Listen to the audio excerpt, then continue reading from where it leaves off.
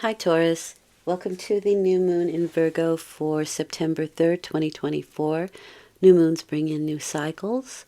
We are into Virgo season now. Virgo is very practical and very detail-oriented, sometimes a little persnickety.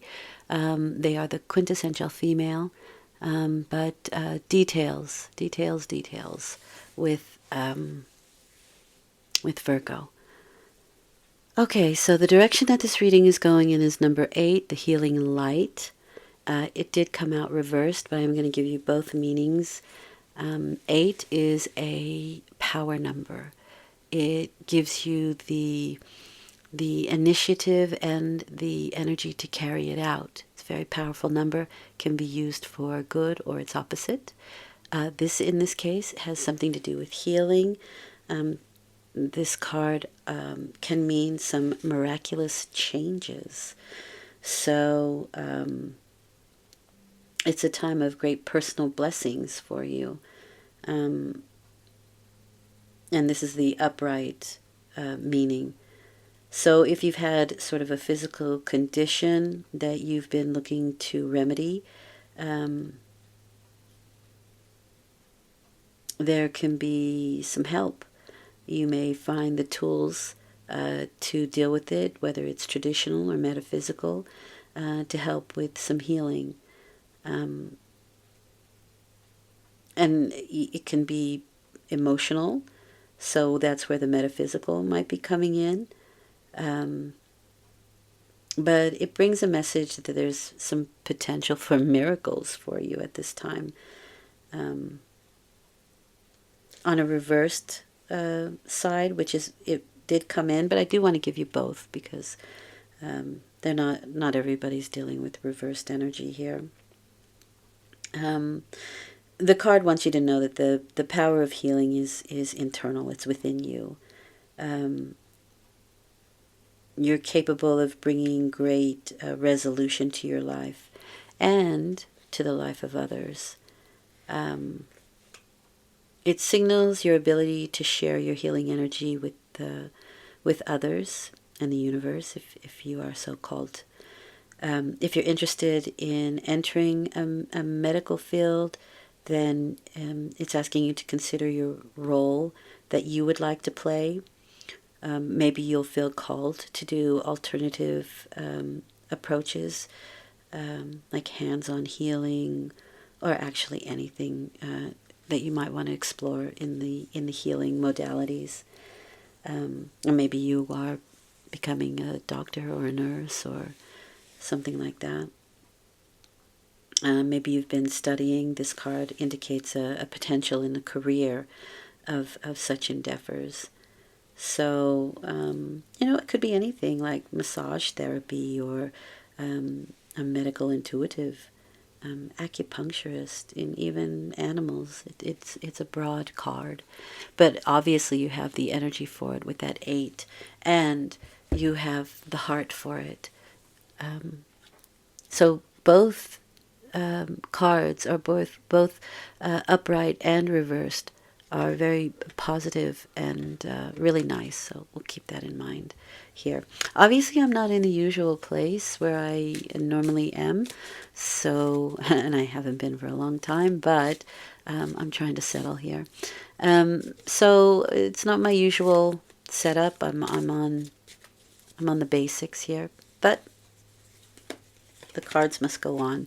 The first set of cards is where you find yourself at the time of the new moon. Really nice here. Or if you are actively and consciously beginning something new, you'll find it in this set of cards. The second set is you and how you feel, what you think, your personality at this time, how you're feeling, what you're doing, what you're thinking. And the last set is probable outcome. Probable because some things we are able to change, some things we are meant to experience. Perhaps we set ourselves up to experience them. It's always to further our growth. It may not always feel like it at the time, but hindsight is 20/20, right? Okay, interesting. All right, so let's have a look here. Knight of Pentacles and the Wheel of Fortune. Really nice set of cards here. Something is coming into the situation, right? If it was here, I'd say you're offering something, but something can be offered to you. The Knight of, it's a nice firm offer. Timing is really important with the Knight of Pentacles. Sometimes this card indicates procrastination. Excuse me. But this knight knows when to act. And interestingly enough, all the other knights, and even this horse, is in movement. This is the only knight that is standing still. So there can be like this feeling of procrastination, or things not moving as quickly as you want them to, or it could even be a slow offer. It can be an offer and it's something further into the future kind of thing. But it does seem to bring a lucky break here with that Wheel of Fortune. That's a change in luck, and it's usually a successful one. And if you have been at the bottom of the wheel, you move up, and if you've been at the top of the wheel, you can move down. But the idea here is that it's cyclical, and once again, you will move up. You may be dealing with cycles, but there's always something to learn from either side of the wheel. And this may come from a Page of Pentacles, which is my Capricorn card. It is very empowering. So Page of Pentacles is somebody who, the card is of somebody who has probably just learned something new and wants to apply it. And I can see that happening here. So it's a really empowering card, and it seems to bring some luck with it. It seems to bring some good luck with it, because it is a change in fortune, the Wheel of Fortune, and it's usually for the better. Now, both cards are pentacles, and you have 3 pentacles so far. So these are the things of the earth. This is the material world, the materium. So that is health and finances, work, property, that sort of thing. And this can be an actual physical thing that's being offered to you at this time. It can be a new position, because the Page of Pentacles, like I said, has just learned something new. And maybe somebody who has just learned something new is offering it to you.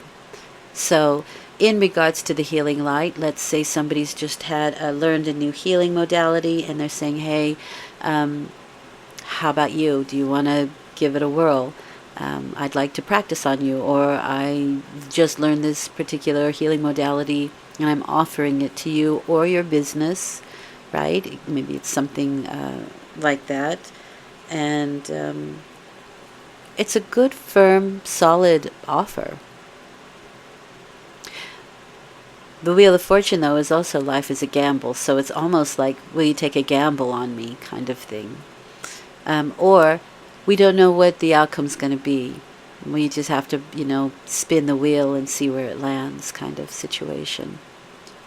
You're behaving like a Page of Cups and the 8 of Swords.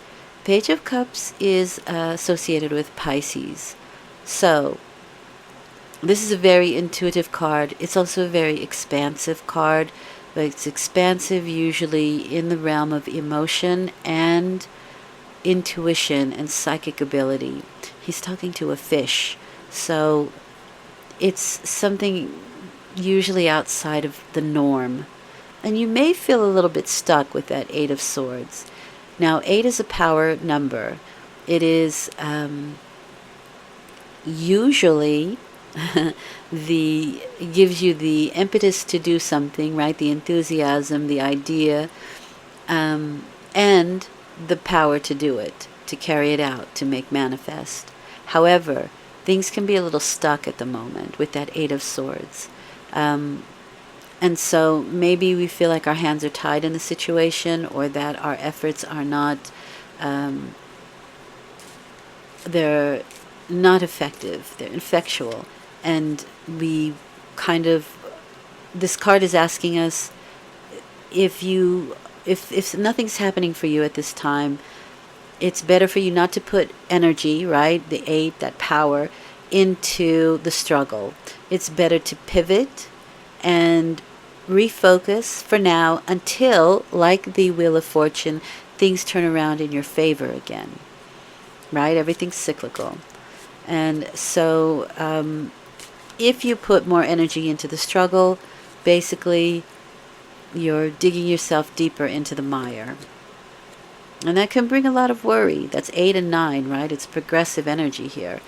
So on the negative side, Pisces can feel very insecure and a little bit naive. That would be the more negative qualities of Pisces. There's a naivete there. So the Nine of Swords is also saying that there can be some sleepless nights. There can be a lot of worry.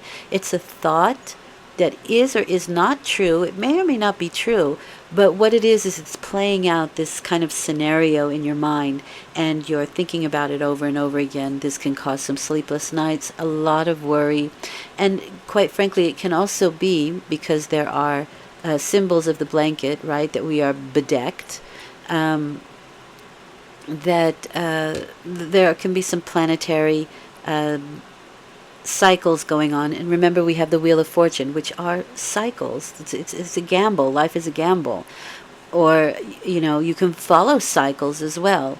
So check your astrology. The planets can have something to do with what's going on. And there's no need to worry, because as the planets move on, so does this situation. And this card is actually asking you, once again, to get out of your head and to do something physical. If you are trying to sleep, there are breathing techniques that I highly suggest for you to help you to calm your mind a little bit, because it is definitely an overactive imagination and an overactive mind. And Pisces is the imagination, and so it can be very much that these are scenarios that won't ever play out, but they are in your mind, and for you that is something that you can't quite take your thoughts away from. The outcome is really good. It's the Three of Pentacles and the Death card. So Three of Pentacles, that is very much an apprenticeship card. It is giving instruction, it's receiving instruction. But like I said, this is somebody who has just learned something new, and here they're applying it. So you could be trying out something for the very first time here. And again, it's very possible that it's a healing modality because of the situation that we find ourselves here with these two cards. 3 is creative solutions. So even if it is on a very physical, financial, material level, not just health, but material level, there are there are creative solutions with that 3 of Pentacles. And the Death card brings that purification, right? So even if we're doing some healing modalities, there is purification here. The Death card is the end of a situation, the beginning of something new. And everyone is subject to it, right? There's nobody here gets out alive kind of energy with the Death card. Even the people, the kings and the popes and the people who believe that they're the higher ranking, which they are not, are subject to change and renewal and purification. Another pentacle. So it really can be the material world, health, finances, work, property, that sort of thing. This is a multitasking card, and so we are trying to kind of juggle everything right now. And this card I find interesting with these two sword cards here, the 8 and the 9, because it is a card of moving through your tasks with a lighter heart. And you're being asked not to take something overly serious.